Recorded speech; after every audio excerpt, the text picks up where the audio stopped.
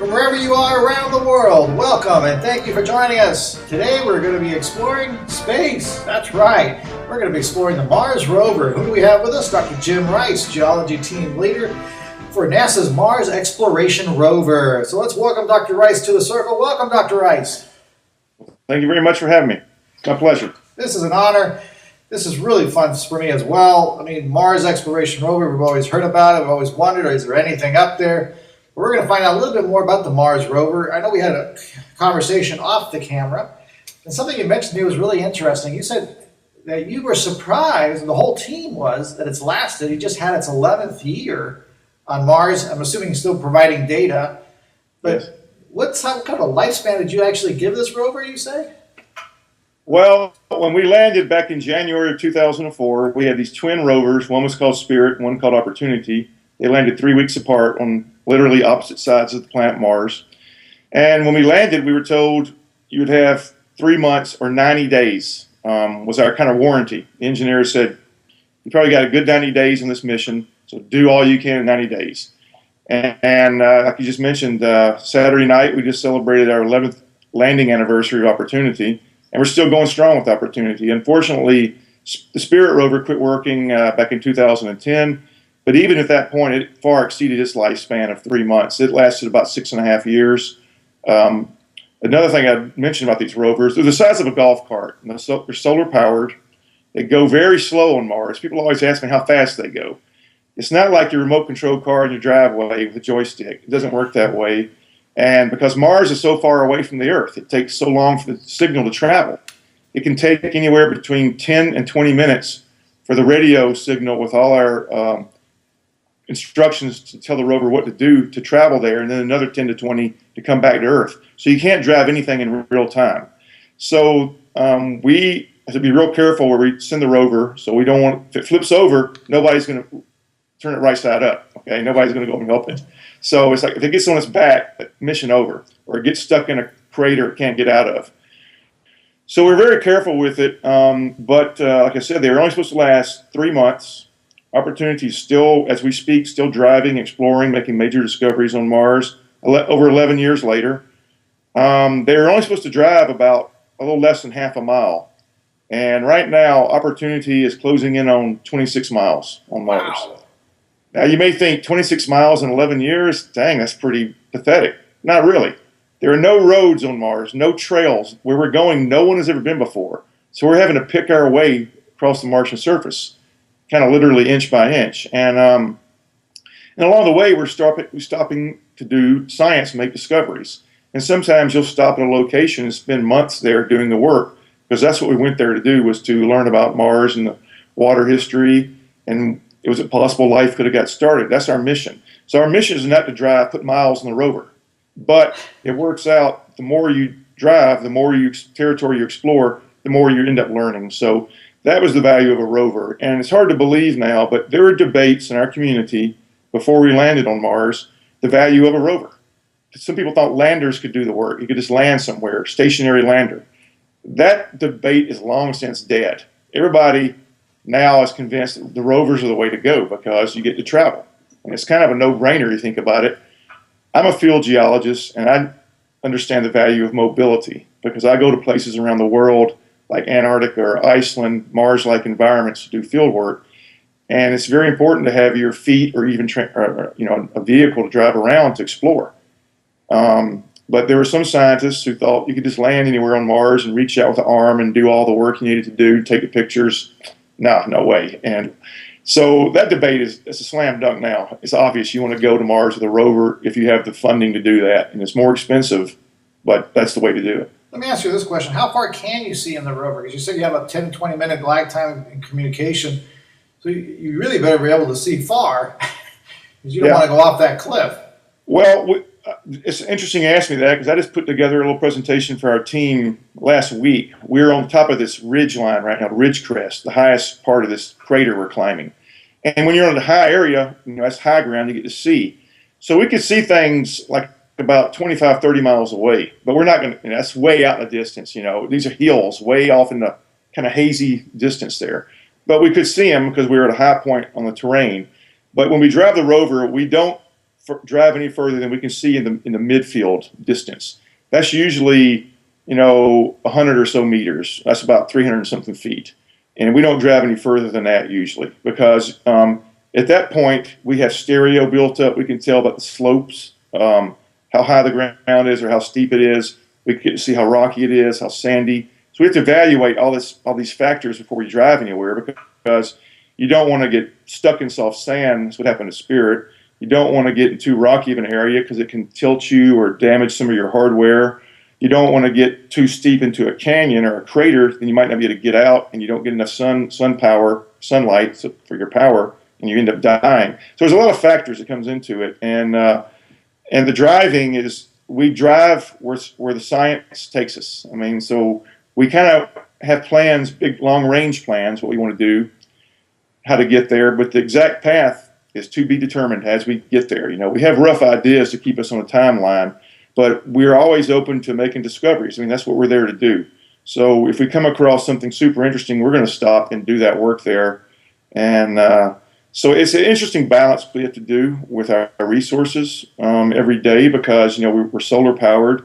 You have to have your energy to run your instruments, to drive, takes power, to, take your pictures or to measure the composition of the soil. It all takes power. And you have to kind of like in our meetings, we have to do some horse trading and dickering and trade-offs. Well, if we do this today, we can't do that. We'll try and get that tomorrow. So it's a finite resource we're working with. It's power. That's the name of the game. Wow, it's a complicated process. Do you guys have sound on there? I mean, can you hear things from Mars? Not really. We don't have microphones on there. Now, some of the clever engineers are able, as we go across rock. These wheels are metal and they make a clinky sound. We've heard them out on Earth when we tested them, so we know what it sounds like.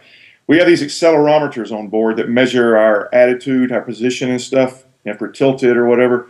And some engineers have been clever to be able to convert the accelerometer data into kind of a sound data, so you can hear our driving, hear our driving.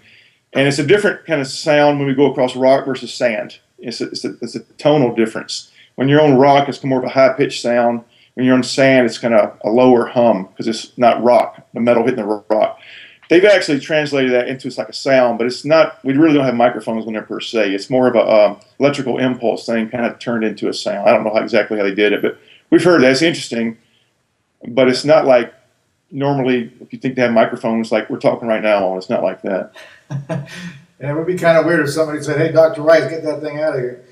What's some of the most amazing discoveries so far in the last 11 years? Something that you said, boy, I can't wait to tell somebody about this. Well, it's been a lot of them, but I guess the ones that bubble to the top for Spirit, it would be we found the silica deposit. Now that may sounds boring if you're not a scientist or especially a geologist. Silica, so what? But I'll tell you what the silica tells us is the silica tells us that we in this location where Spirit was exploring, near a feature we called home plate, there were hot springs or geysers maybe going off there in the past, like Old Faithful geysers, possibly. Because when you have energy source and a lot of hot water, it cooks the rocks and it breaks the rocks down to certain kind of minerals. That's where the silica comes from. If you've ever been to Yellowstone National Park with Old Faithful, any of those geysers, those mounds that the geysers are built of, there's a little mound to them. Those are called center deposits. Those are made of all pure silica. Okay, that's what we found on Mars with Spirit. So that tells us in this location there's a lot of water, there's a lot of energy because you had hot water percolating and boiling, maybe shooting off like geysers. And then your next question is, well, did you have life? Because when you go to Yellowstone, that water is boiling, but it's teeming with life, little microbes. Okay, it's full of life. So that is a very favorable environment for life. And some scientists think maybe that's where life got started on Earth, these hot spring areas, or maybe like black smokers on the seafloor. So that's an interesting location we found, and that was one of the things, we had no clue we were going to find that. That's what exploring is about. That's huge. We found it accidentally. It's an interesting story because the rovers have 6 wheels. We can drive them frontwards or backwards. We just turn our camera around. Okay, so, but Spirit lost one of the front right wheel quit working, so we were dragging it like a shopping cart with a bum wheel, And we were driving backwards, but we're dragging this wheel. But in the wheel, when it goes through the soil, would pick up, like a little bulldozer, pick soil up and uncover it. That's how we discovered this silica. If we hadn't had that bum wheel, we never would have found this stuff. So Oh, really? Right there. It's a lot of occurrences of serendipity. We've had these rovers, these kind of like accidental discoveries. When we lost the wheel, we're disappointed. That means we can't climb certain kind of slopes anymore. It doesn't look good, but that led to one of the major discoveries that Spirit made, the silica. Hello, my name's Matt, and I'm an addict. My mom was addicted to prescription pills when I was very young, before I even turned 1. Are you or someone you know struggling with alcohol or drug addiction? Has everyone given up on you or your loved one? The caring staff at Elite Care understands and treats you as a whole person. We offer individual and group therapy, holistic healing such as yoga, nutrition, and spirituality, medication management, and PTSD treatment. By building upon your strengths and rebuilding broken bonds, we help you begin a successful life. With our staff of licensed psychotherapists and doctors, you can be assured of the highest level of care. Elite Care is the best option for long-term rehabilitation from drugs and alcohol. Contact 888-511-0607 for more information. Anything else you found that might corroborate the theory of life being there? Yeah, with Opportunity, we found ancient lake beds where there used to be lakes on Mars. Really? Wow. Yeah, and we found that early on in the mission, within the first couple of weeks of the mission. We landed back in January of 2004. Amazing discovery. Now it's kind of taken for granted because the Curiosity rover that landed back in 2012 has found lake beds also.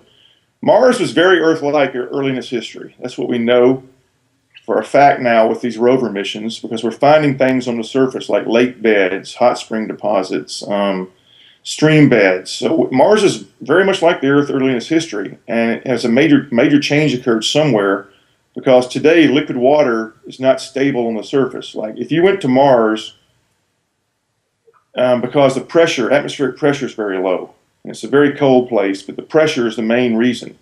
If you've ever done mountain climbing, high mountains, and try to boil water, it boils at a different temperature. When you cook food, you have to cook it at a different rate of time.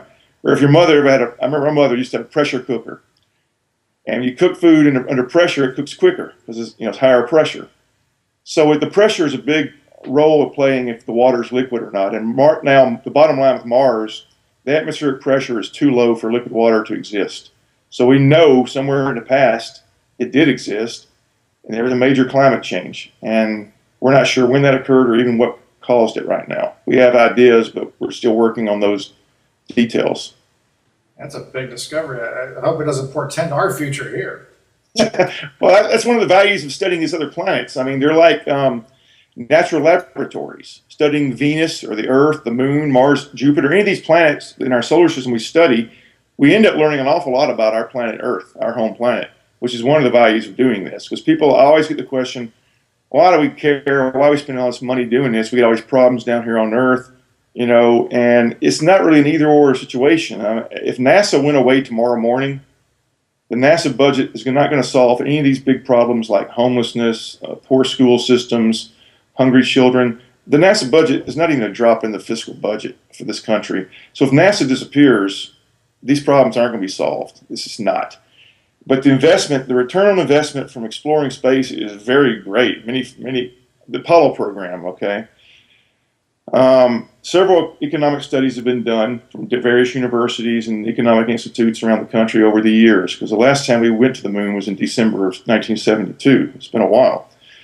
But they have come to the conclusion for all these studies, and these aren't NASA-funded studies, these economists have come to the conclusion that for every dollar invested in the Apollo program, anywhere from $8 to $14 came back into the U.S. economy. That is not a waste of money in any stretch of the imagination. Wow, that's significant. It's very significant. Find me a government program that does that. It's very hard to do. So the space program has nothing to be ashamed of in terms of the money being spent. We've saved countless lives with our weather satellites. I mean, if you're in the Northeast right now, you're under the severe hazardous blizzard. If you deal with hurricanes, that part of the country or the world. I mean, the space program and medical breakthroughs, I could go on and on. I mean, unfortunately, NASA kind of does a bad job of telling the public what it does. And The space program is nothing to be ashamed of in terms of money being spent. I had this discussion yesterday with a friend, and they didn't realize what the NASA budget is. It's about $17 billion a year. That's a lot of money, but when you compare it to other things this country spends money on, it's not that much. For instance, that's $17 billion a year for our space program, okay? Mars rovers, a mission around Saturn, all this stuff we're doing, okay? Space station, everything. Now, in the United States, every year we spend $18 billion on credit card late fees, all right? That's more than the NASA budget. Now, come on, and Halloween, it's a fun thing. I love Halloween, don't get me wrong. It's one day out of a year. In the United States, we spend between $7 and $8 billion on candy, costumes, and decorations. One day out of the year, half the NASA budget. It's like I said, it's not the either or, but you need to put things in perspective.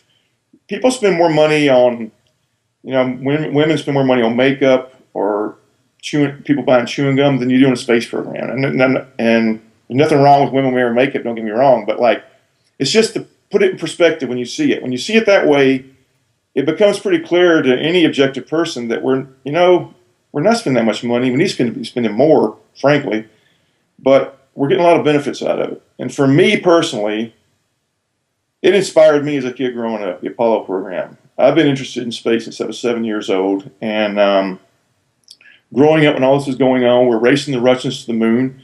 And I remember growing up, it wasn't clear who was going to win that race. The Russians had a lead on us, a 10-year lead. We finally won the race, of course. But growing up with this, and I remember some teachers telling me that some of you have to study to be scientists and engineers because our Soviet Union, our adversary, is turning out all these scientists and engineers.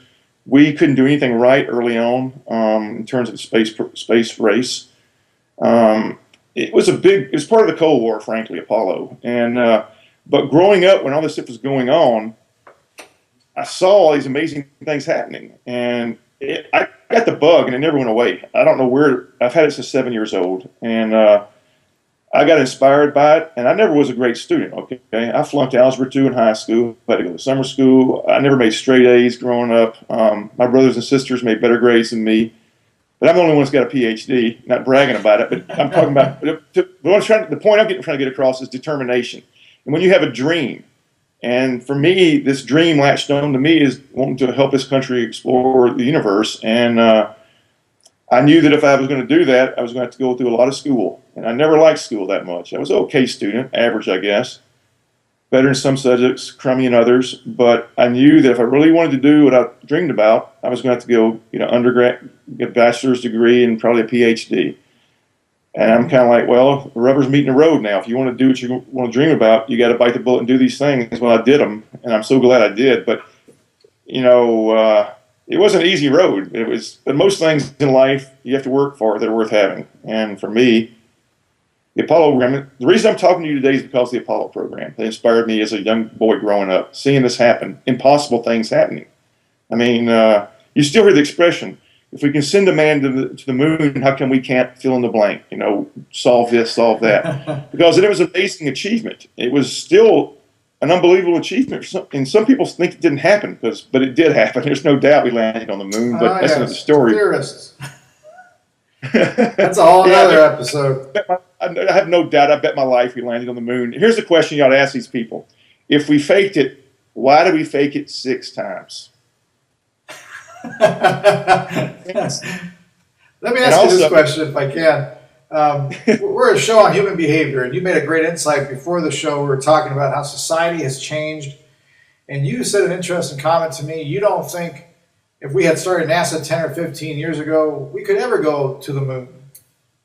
I don't want to say ever, but it would be very difficult. The fact that we did it in only 8 years in the decade of the 60s from ground zero with nothing, that's a remarkable achievement that this country pulled off with the Apollo program. It's an unbelievable story. Very inspirational story if you dig into it. And but today's world society is very kind of risk adverse. The Apollo, I've heard people who worked in the Apollo programs make these comments that Apollo couldn't happen in today's society because it's a risk aversion. We don't have the ability to focus on deadlines, like make like Kennedy said, we're going to do it by the end of the decade.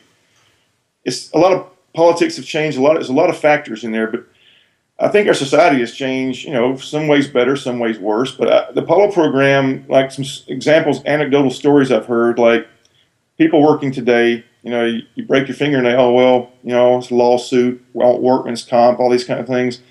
The Apollo program, people I've met, not only the astronauts, but just the average people working in that program, that was the pride that comes from, if you ever meet anybody that had anything to do with Apollo, just ask them, and you'll see them light up like a Christmas tree.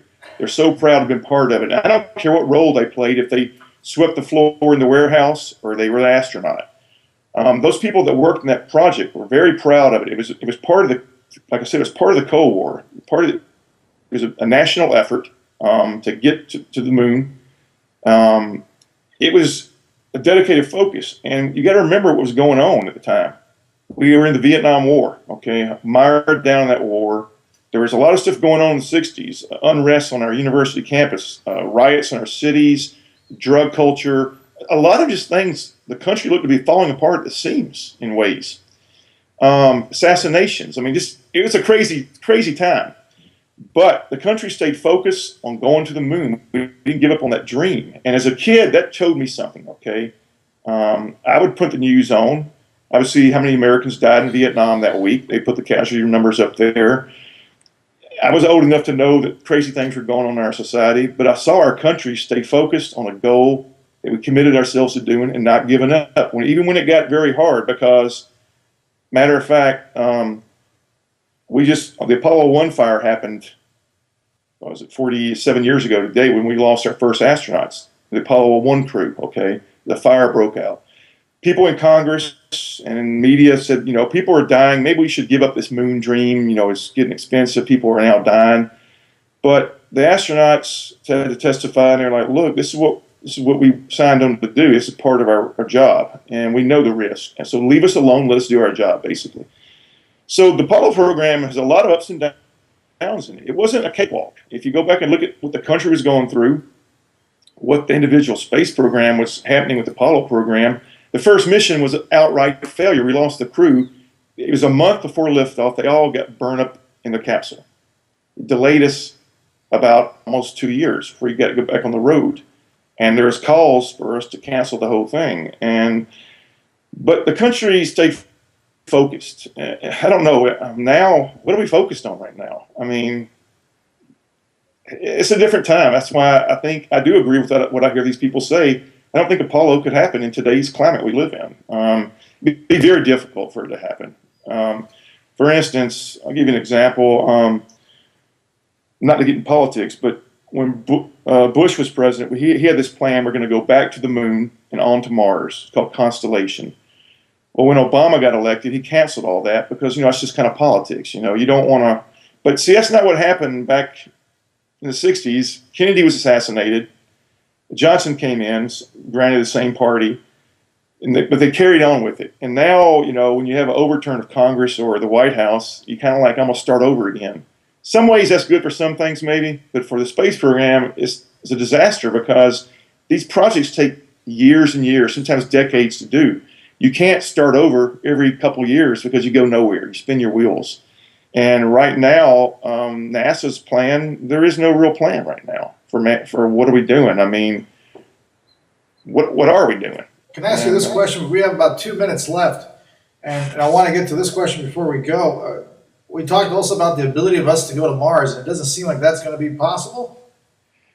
Well, you never say never. We could have gone to Mars decades ago. We could have done it. It's willpower. We don't have the willpower to do it. We have the technology and the science and engineering. We know how to do this. You mean taking a human there?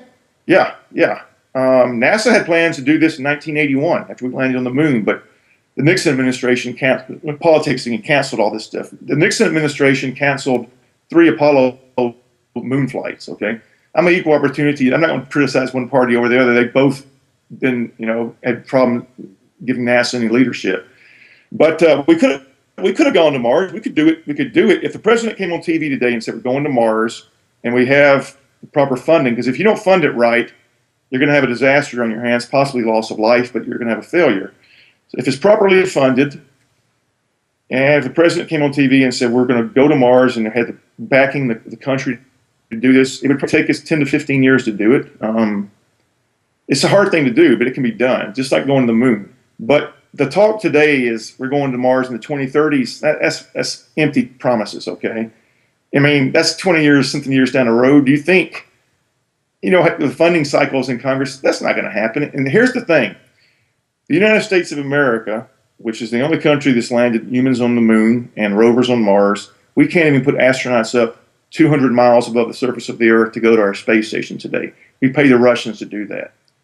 So, no, we're not going to Mars right now. We could do it if we get our act together and have the willpower to do it. There's no doubt we could do it.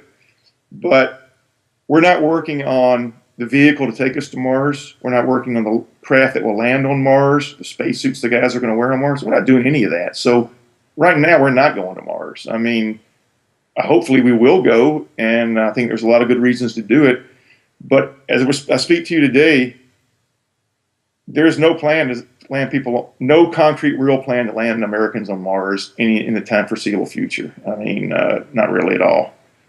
That's too bad.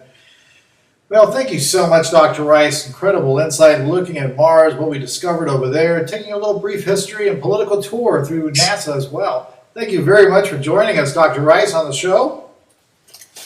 Well, thank you. It's my pleasure. I guess we covered a little bit of everything, but it was a lot of fun. I enjoyed it. Thank you very much. Thank you, everyone, for joining us. Remember, some people ask us, why are we talking about Mars when this is a show about human behavior? Well, the world is filled with uncertainty and misinformation. Therefore, developing a comprehensive understanding of human behavior and today's important issues will help you better understand not only yourselves or ourselves, but the world around us. Remember, our motto is simple. Wherever there's psychology involved, even in Mars, we're there. See you next time, everyone.